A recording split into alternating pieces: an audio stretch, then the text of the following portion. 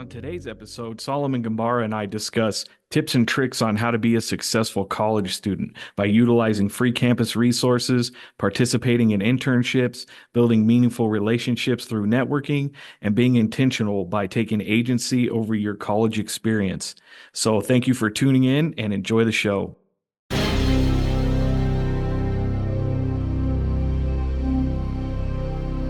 I'm your host, Ian, and I work for the corporate and community engagement team here at ASM.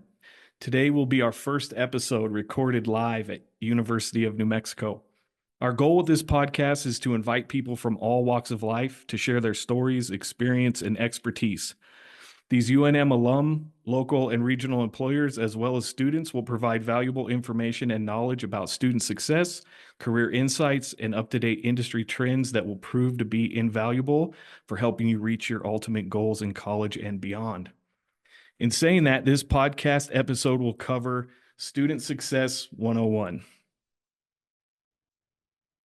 So, without any further ado, joining us today, we have Solomon Gbara, and I could not think of a better person to kick off our podcast series with. Solomon is a well-respected and, dare I say, renowned student on campus. As a matter of fact, many of you probably already know Solomon, as he needs no introduction, but please introduce yourself and let us know what brings you on the show today. Thank you, Ian. I appreciate it. I'm so grateful to be here today. Solomon Gbara, you guys know my name. I'm a senior here at the University of New Mexico, studying business administration, concentrating in entrepreneurship, and minoring in interdisciplinary studies with the Honors College. And that's a little bit about me. I love hanging out with friends, playing football. I tend to be pretty active in the community. I also work on quite a bit of projects. I spend a lot of time building systems that help students succeed. So I'm happy to dive into this. This is amazing. Great. Well, it's a real pleasure to have you. Thanks for being here, and I'm looking forward to your insights. All right, so let's get to the meat and potatoes. All right. So for the first question, what did your first semester at UNM look like? Yeah, that's my goodness, that's a great question. It's crazy to think about. I'm now a year away from graduating and it's all gone by so fast. But first semester. Before I answer that, I'll talk about what my experience was before I went to college and why I decided on going to UNM. So Right. I was raised here in New Mexico, raised with four siblings, three younger sisters and one younger brother. I'm the oldest sibling. And I was at Sandia High School. I went to high school at Sandia, and I was enrolled in their IB diploma program, basically a college prep program that helps students better prepare for college.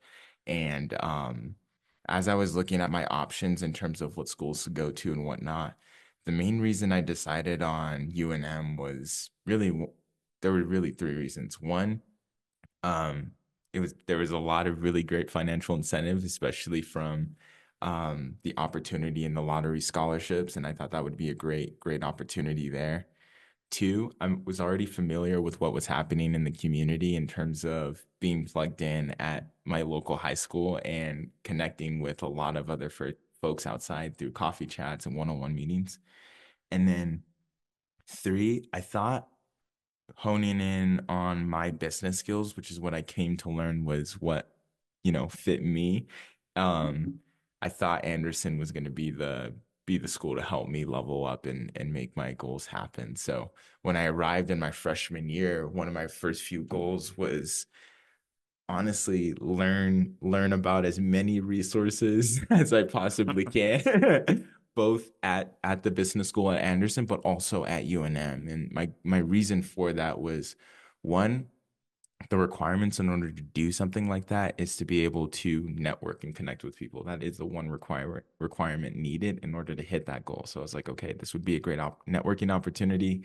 I could connect with professionals like you, be invited to podcasts like this because of the work that I've been able to do. But yeah, so my goal was learn more about the resources that are available to UNM that many students may not know. For example, emergency scholarships. If students are in a dire situation of some kind, they can apply for a scholarship to help help reduce the burden that they're facing in those circumstances. And I was a student that needed some of those services in the past. So, um, yeah, yeah. Does that answer your question? That was a little long, but It does. No, no, and it's great because all this information is going to be super beneficial for students of all walks of life, really.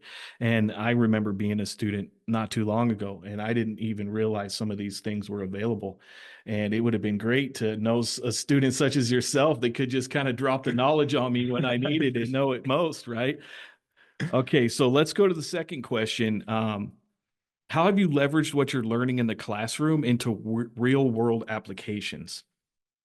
that is a really good question, Ian. Man, I could fire a number of examples. One of them is I'm taking an advanced sales class, and that's with Dimitri. If any of you guys know him, amazing professor and teacher, super well connected to people outside of New Mexico or outside of the university.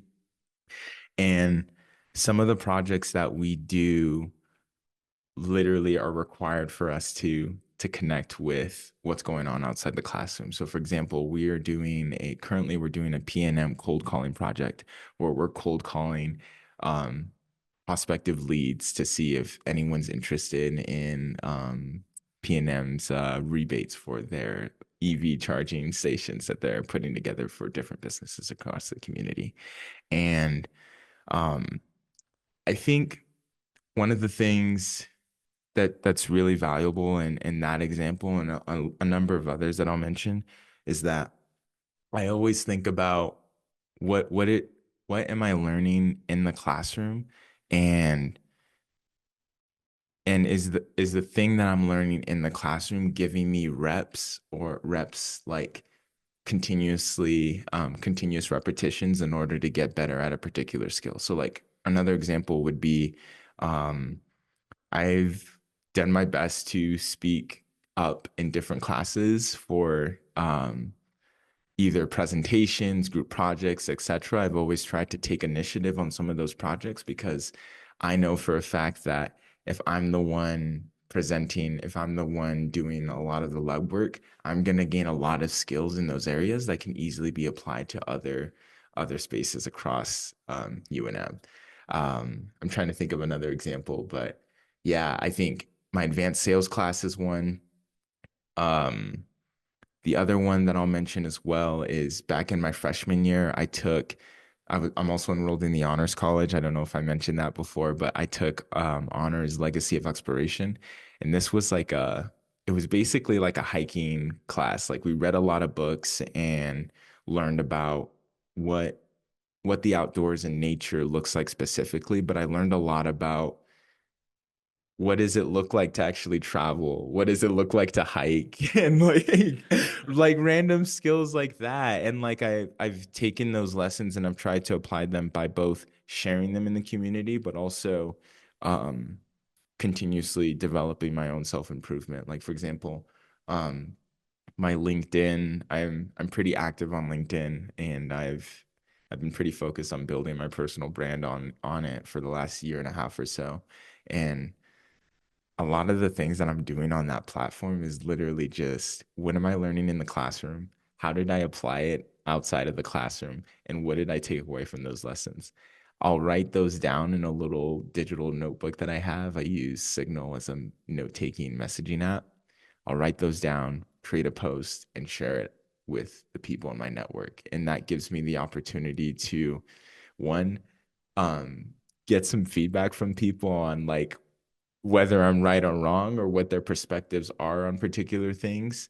And two, learn more about how do you continue to grow and develop outside of the University of New Mexico. Like we're only here for so long. Some students are here for 4 years, others 6 if they pursue a master's degree and above that. But after that, we're out in the real world. And the more I continuously expose myself to that, the better I can become. And that's through internship opportunities, job opportunities.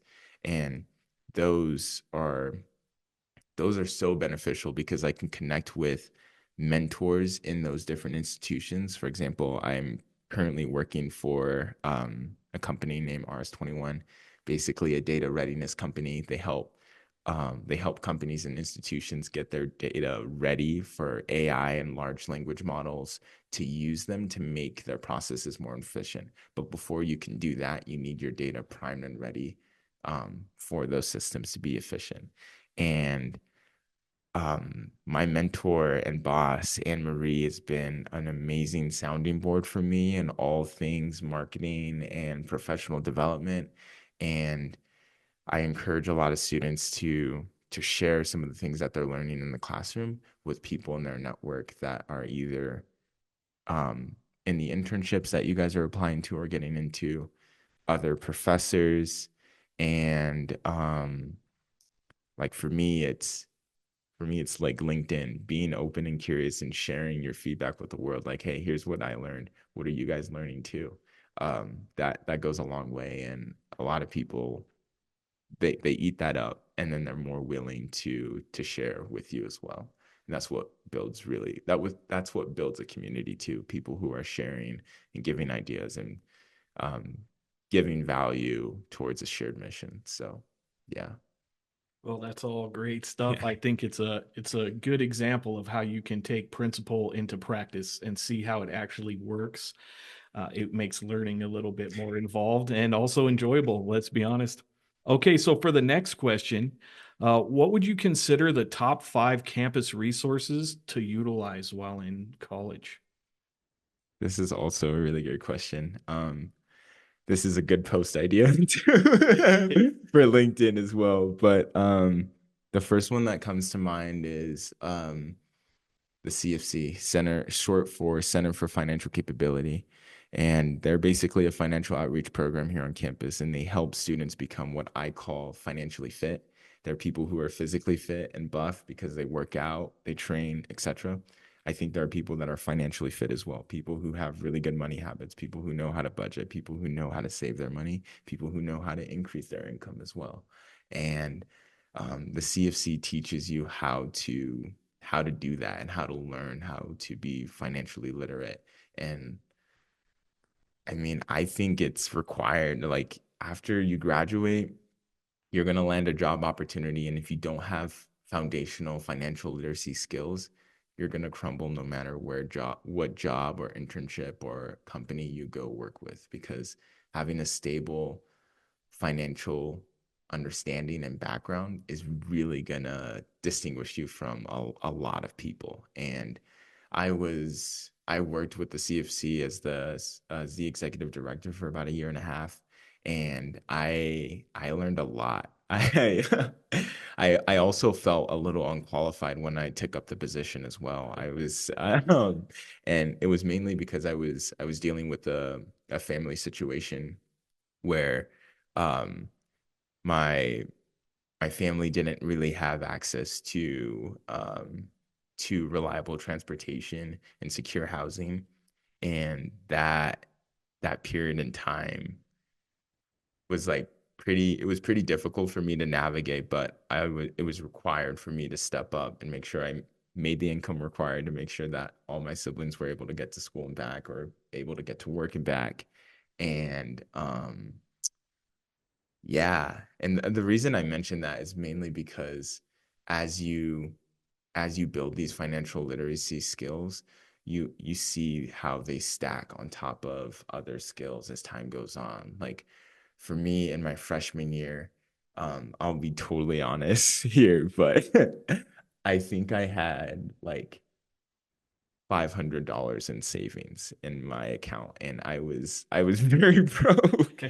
I was really really broke, and like I did my absolute best to learn more about what are the resources out there at UNM. How can I increase my income? How can I decrease my expenses so I can save more and have more runway to do the things that I want to be doing? And um, I'm proud to say now that I have a lot more than 500 in the savings, but I know for a lot of students that might not be the case. So I would 100% recommend the CFC being probably number one, if I'm being honest, number one resource, CFC. Get that financial, get to financial stability, and do that by having a strong foundational literacy.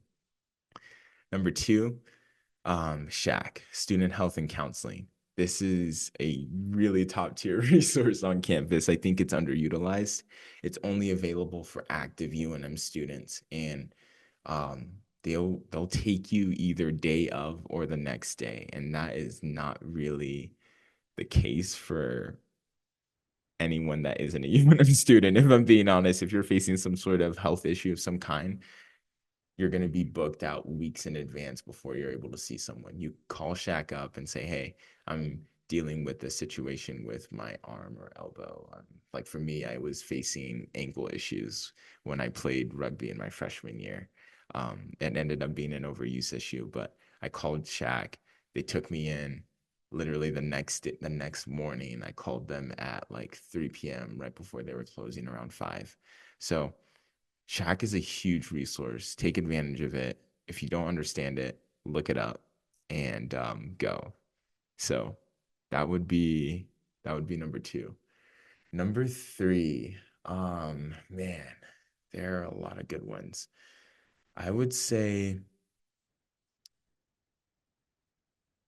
check out the resource centers that are available on campus, like whether or not that's the Women's Resource Center, the African American Student Services, American, yeah, the African American Student Services, um, and all of the other resource centers. I'm blanking out on the names for them, but look up UNM resource centers.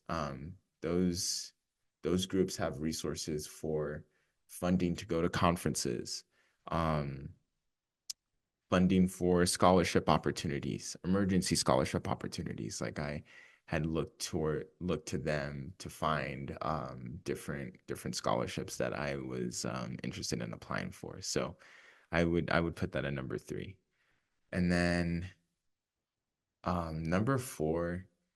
And honestly, this one would probably be number one as well. But number four is career services. Career services is an amazing resource on campus. Basically, it's a one-stop shop for all things career prep. So whether that's one-on-one interviews, and getting practice interviews, reviewing your resume, looking at different internship or job prospects. Like you could go to career services, connect with a career dev facilitator. All that means is they're a counselor that's willing to work with you in order to move the needle in terms of your career prep.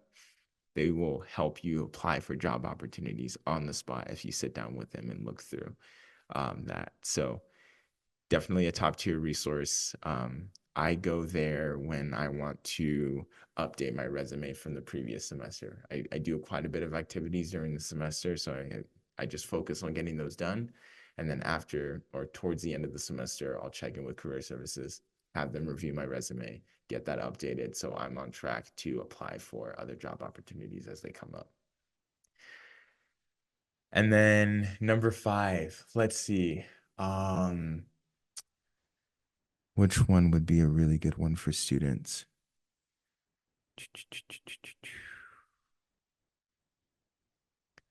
This isn't as much of a resource, but more of a pro tip.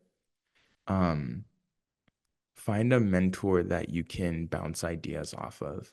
I read this one study that stated that students and professionals that had mentors from academic institutions outperformed their counterparts that didn't have a mentor by 4 or 5x. So to me, I was like, man, okay, I need as many mentors as I possibly can if I want to get closer to reaching my goals. But um, that that's a resource on campus. I think I would consider that as a resource. There are dozens and dozens of really skilled professionals at UNM, whether that's from your classes, whether that's from the resource centers that I just talked about, maybe even the scholarship office. That would be another pro tip as well. Go to the UNM scholarship office and ask them to review your financial aid and make sure you're getting as much money and funding as you possibly can. I do that every semester. And last semester, there was a hiccup with one of my scholarships, and they were able to take a look at it and make sure I got the funding that I applied for. If I hadn't had checked, I wouldn't have received it. So yeah, that's a little bit more than five, but yeah. No, and that's great. I'm glad you mentioned mentorship too, because I think that that can come from even more informal avenues that you might not expect. For example, if I were a student, I might look to you as a mentor, and hopefully, maybe you can be mentors to others as you develop in your professional career as well. UNM does actually have the Mentoring Institute, which is something that students can join and be involved with as well. So, mentoring, I think that's a great pro I tip. I love that. I love that. Two things on that. One, I didn't even know that was a thing. So for those listening, write that down because I'm gonna write that down after this.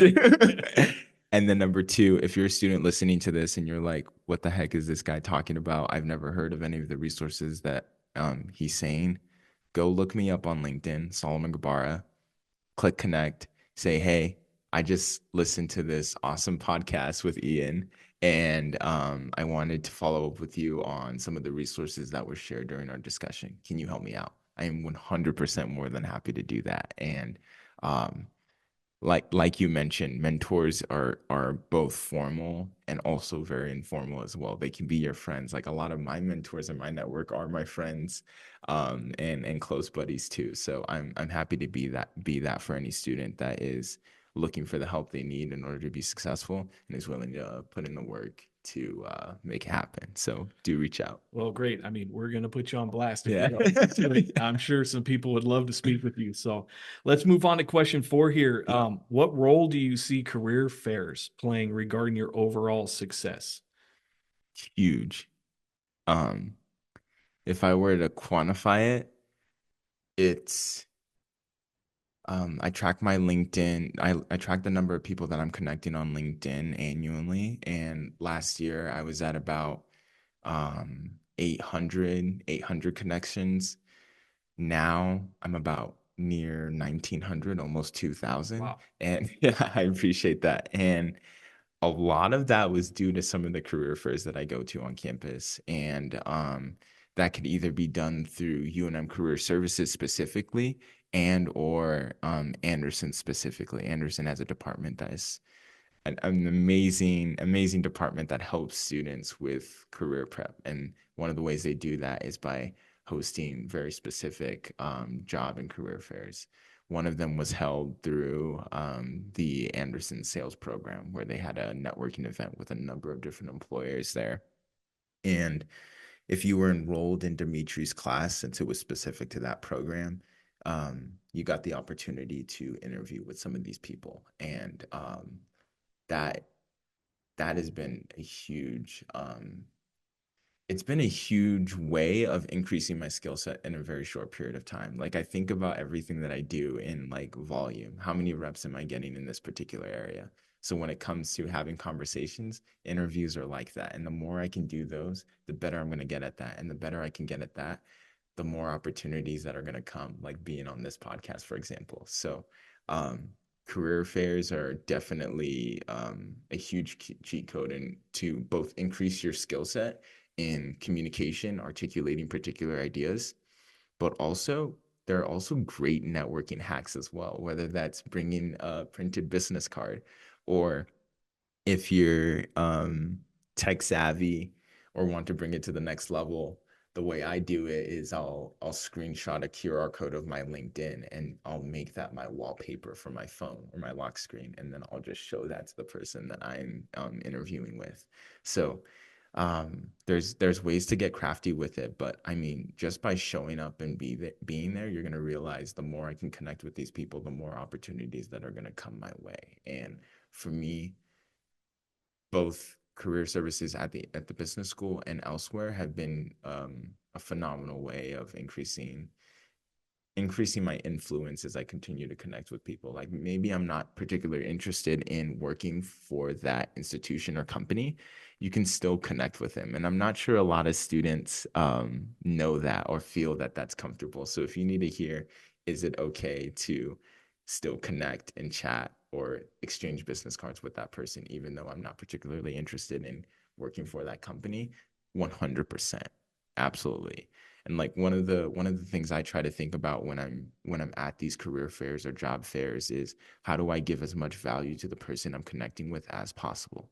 And one of the ways I do that is looking out for the people in my network, my friends and other students that are looking for job opportunities.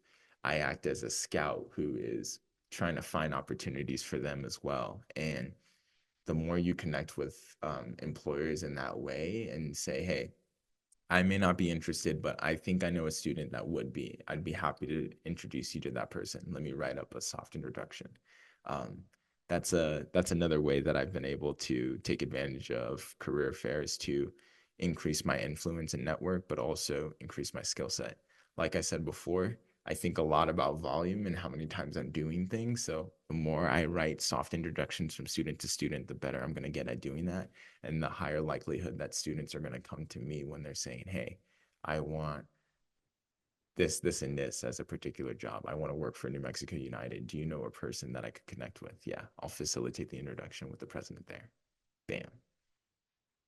That's great. You're like a phone in the walking resource center that nobody really knows about. Yeah, that's awesome. And I will be changing my lock screen very shortly here. Excellent. Okay, so for the next question, you know, how have internships played a role in your college experience? Come on, Ian, you know. Yeah, how many you got right now? Internships have been they've been life changing, honestly, absolutely life changing. That's the only way I can put it. Life changing experiences. Internships have been a way to connect with people I wouldn't otherwise connect with because they're not always in the classroom. They're, I would say, always outside of the classroom, and it's your job to participate in those and bring those back into the classroom. So you're giving value to the professor that you're taking class with, but also the students that you're connecting with in the classroom. Anyway, back to internships. Um, I'm glad we're talking about this because I just did the numbers on this. Over the last 3.5 years, I've done about 12 to 15 of them. And a lot of them are very short term programs. And the reason I've done so many of them is I've always followed my curiosity in terms of, is this company or internship a good opportunity for me in terms of, am I actually interested in working for these guys? And do they seem kind? Are they nice? Would it be great to network and connect with them? What opportunities would being involved with this person or this company bring me in the near future? Those are questions I'm constantly asking myself when I'm looking or applying or weighing my options when it comes to different internship opportunities. Two, it's a great income generation tool as well. So, like I mentioned before about financial literacy, it's crucial that every student has a really strong financial literacy foundation. That's what's going to help you succeed. And one of the ways you can do that is by having a budget. Just a list of the expenses that you have for the month in terms of um, what the limit is on that marker or whatever that looks like. But the reason I mention that is because one of the ways that you can leverage internships to basically increase your income. Honestly, that's the best way to put it. And I've done my absolute best to find internship and job opportunities that are paying so I can continue paying the bills for myself while also leveling up and gaining the skills that I need to be a stronger and um, more active, more connected professional in the near future. So, if you can look for paid internship opportunities, and yeah, I mean, I guess I could name a couple as well, just to give you guys some examples. One of the ones that I did um, a couple summers ago. Actually, it was a year long. I'm switching between different ones. The one that I'm thinking about is EID, Entrepreneurs in Development. This program was done through C&M Ingenuity. Absolutely phenomenal program. They basically taught us like, what does it mean to be an entrepreneur and how do you pressure test different ideas by going up to random strangers and saying, hey, what pain and problem are you facing so I can build something that actually meets your needs? And what does that look like when it comes to customer discovery? How do you track traction over a long period of time? Is it through putting ads on the screen and sharing with your customer or your specific niche, hey, this is something that might be interesting to you. Anyway, internships are so valuable. Like they give you I think one of the reasons I love them so much is one, you get paid, which is really good if you find the right ones. Two, you get specific knowledge on what's happening outside of UNM. And when I say outside of UNM, I mean you get insight to real world knowledge as to what are professionals in this industry actually doing in terms of their day-to-day work. Internships give you exposure to that. And in my experience, the more exposure that I have to that, the more the stronger I become as a rising professional, and the better I can help other students um, get the internships they need or want to get closer to reaching their goals. So, yeah. Yeah. Don't forget paid internships. That's the way to go.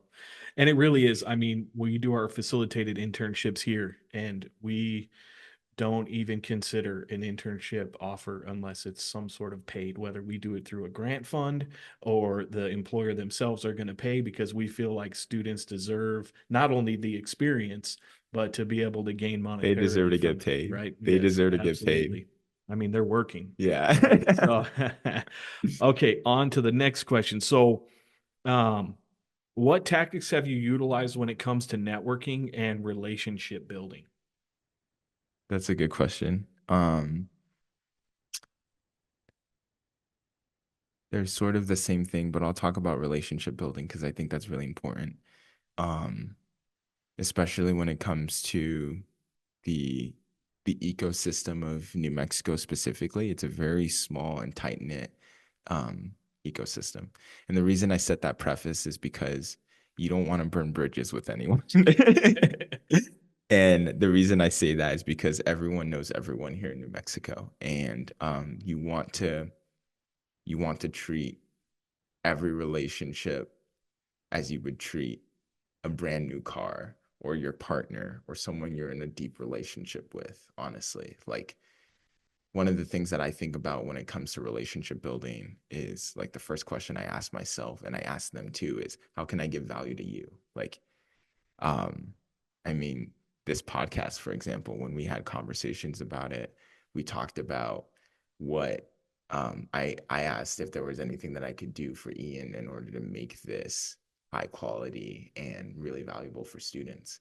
And one of the ways that I was able to help was to create a few questions that were specific to my experience so I could give you guys the nuggets that apply to my experience to help other students become more successful down the line.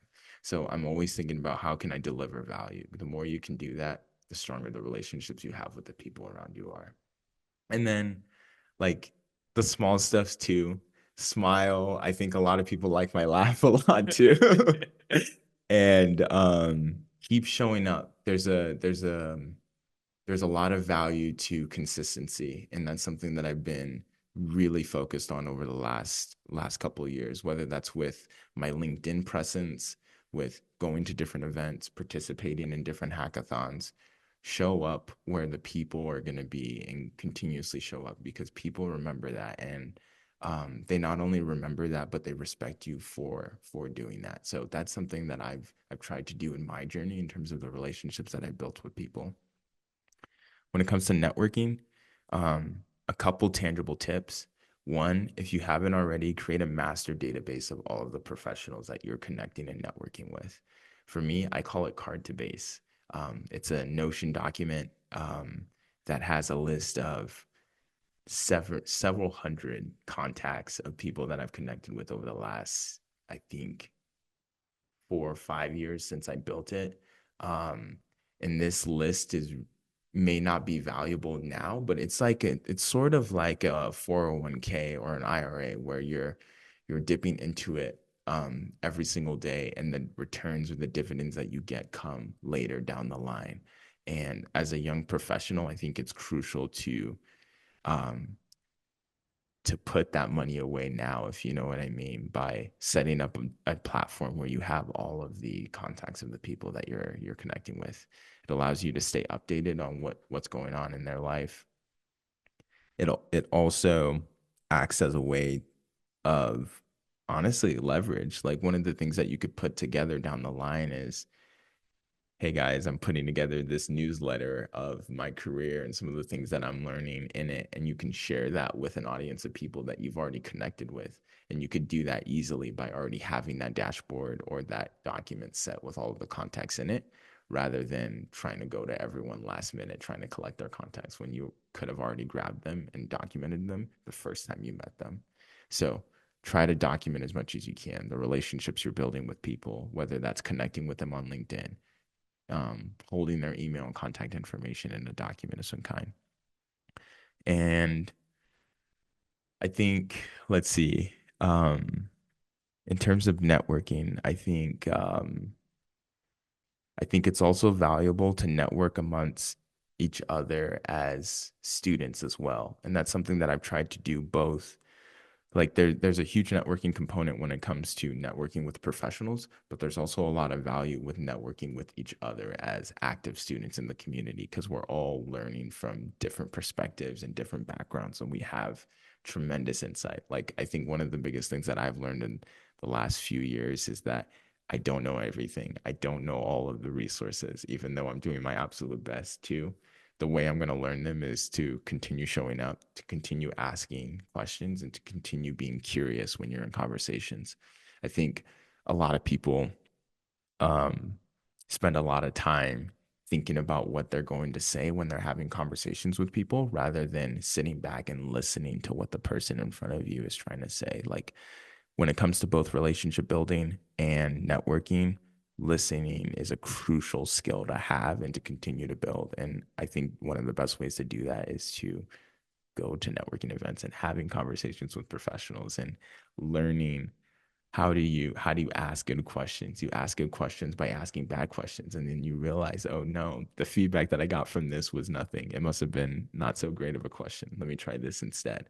I'm always probing for of different responses when I ask different questions from people, and it helps me pressure test and learn what are the what are the questions that I can ask this person when I'm networking with them, to get them most engaged with me or with themselves on what they're building or what their career is looking like, all of that fun stuff.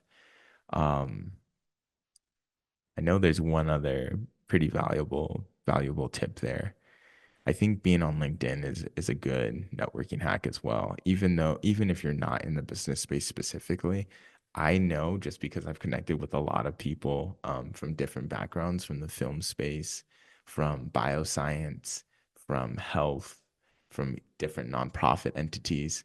There are people on LinkedIn that aren't just business majors. And if you're not a business major looking at this or listening to this, I think being on LinkedIn might be a good strategy for you to differentiate yourself from other students, but also connect with professionals that may already be on LinkedIn that you wouldn't have already known. Like for example, when I'm networking with people and collecting their contacts, I'm always checking to see if they're on LinkedIn, and I'll tag them on a follow up post saying, hey, I had an amazing time in this podcast with Ian, and I'll tag Ian on that LinkedIn post and share that with the community. Again, that's another way that a student can give value to the people that they're networking with. And it always comes down to how do you give, and give as much as you can. Yeah, I appreciate that. And it's going to be hard to tag me because I don't have a LinkedIn, but this might be the convincing that I need. So, um, let's go to question 7. How has taking advantage of the opportunities to participate in competitions supported your goals?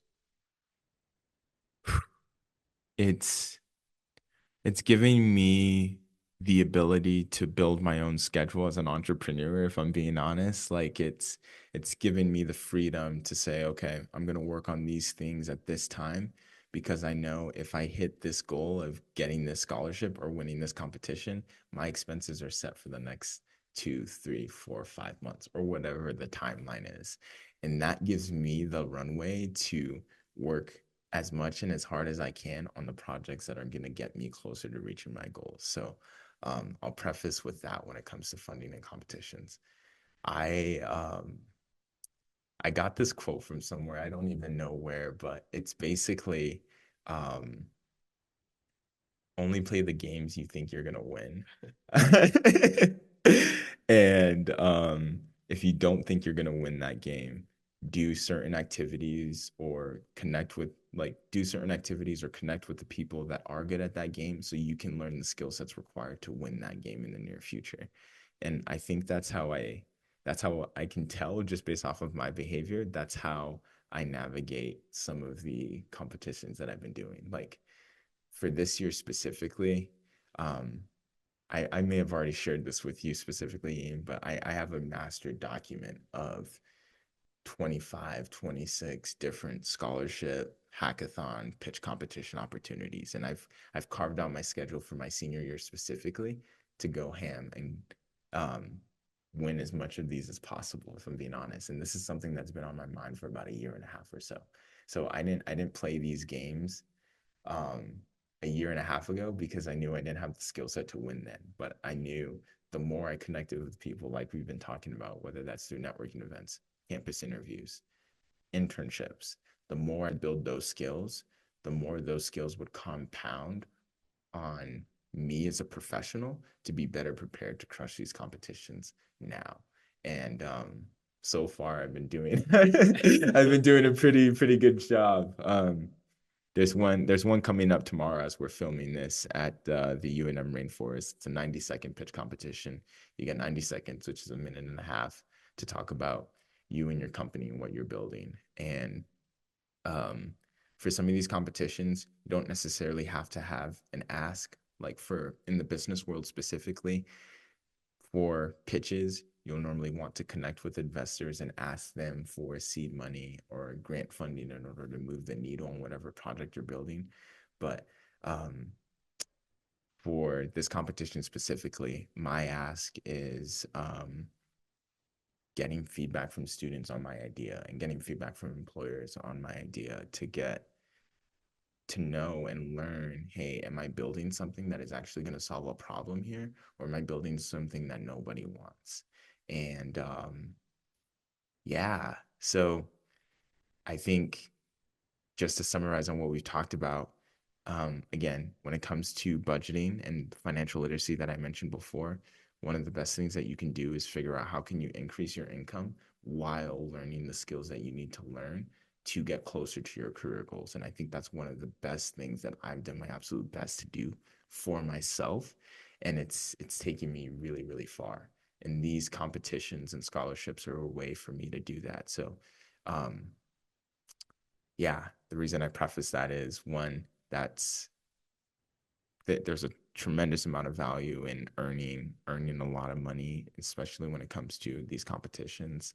For a student specifically, it gives students runway and the ability to pay for the things that they need to pay for.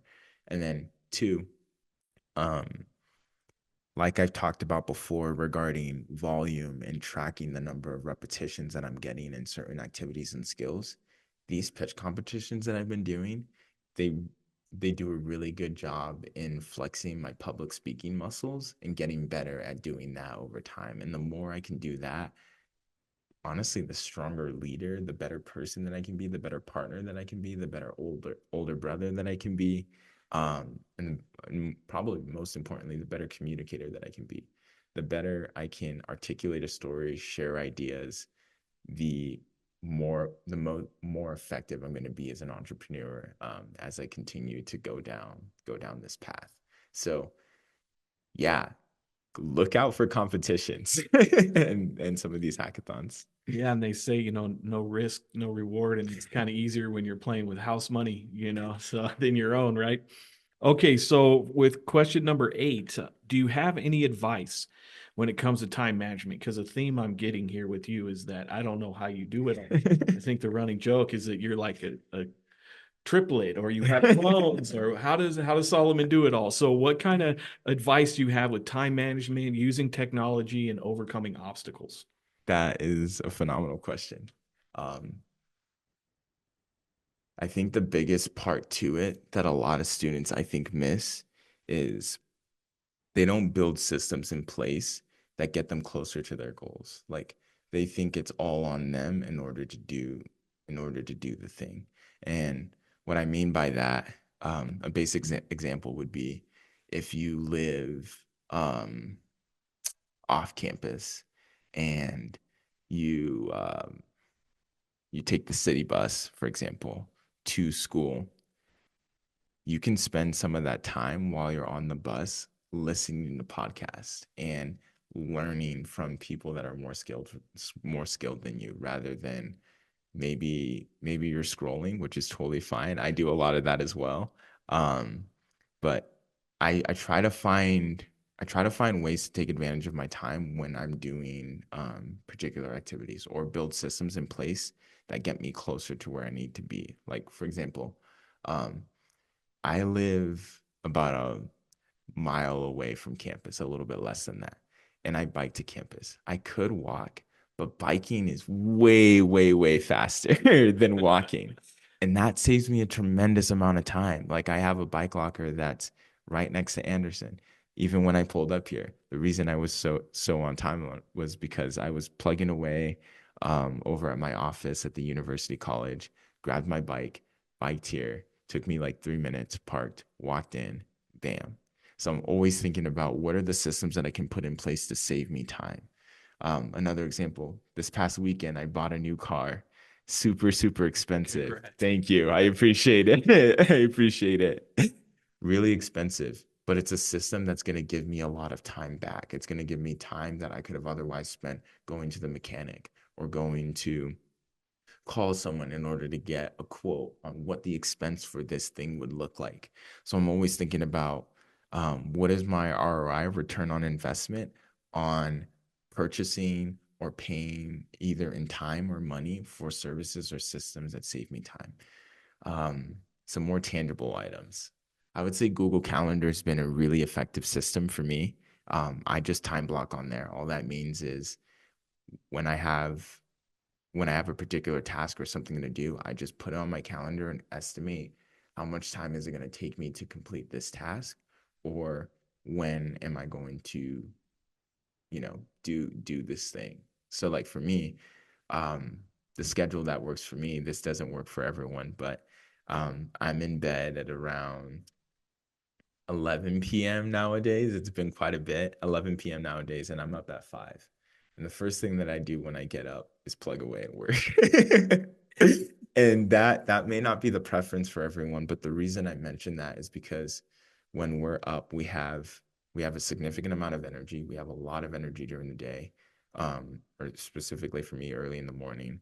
And that during that time, um, I have less resistance to do the um the most difficult task on the calendar for me, or the most difficult task on the to-do list. So when I get up early in the morning, I I get up as quickly as I can, get ready, and plug away on the most challenging or hardest project that I need to plug away on, just to get that out of the way sooner rather than later, and it reduces procrastination. So time blocking on Google Calendar. Notion. Notion is it's basically a workspace tool where students can create documents, create spreadsheets. It's like an all-in-one platform. It's kind of insane. If you haven't heard of it, look it up. There's another guy named Thomas Frank who is a Notion expert. If you want to learn how to use Notion, I would look him up and look at some of his videos to learn more about how to use it. I use Notion to track all of my tasks. And it's on an agenda that has a to-do list for every single day of the week.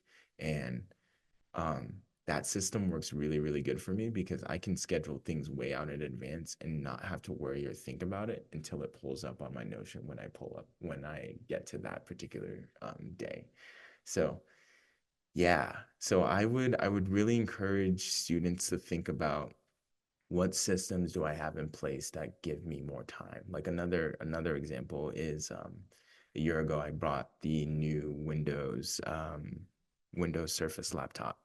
And I bought that because my other laptop was having issues. It was slowing me down. It was taking forever to load. It would crash a lot. And those issues and those problems cause resistance that take up time, and that time could better be spent either doing the thing, connecting with people, hanging out, going to parties, etc. I try my best to um, take my friends out to dinner, hang out with my siblings, and I'm able to do that because I have a lot of these systems in place that um, either save me time or save me money, and that gives me more runway. Yeah, I didn't hear anything about procrastination because I don't think you know what that means. There's no procrastination in Solomon's world, right? Which is great. And so I think what we'll finish off here with is, what are your plans moving forward? Yeah, I think so. I'm a year out from graduation. I mentioned that briefly, and I want to build systems that help students become more successful here.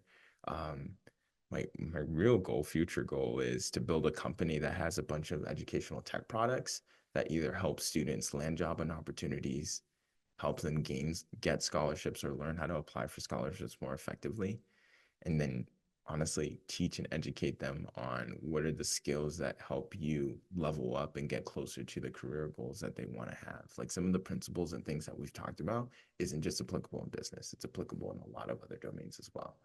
um, so yeah, one of the things that I'll touch on briefly is one of my goals for the next semester or year or so is to put together a conference called How to Win as a UNM Student.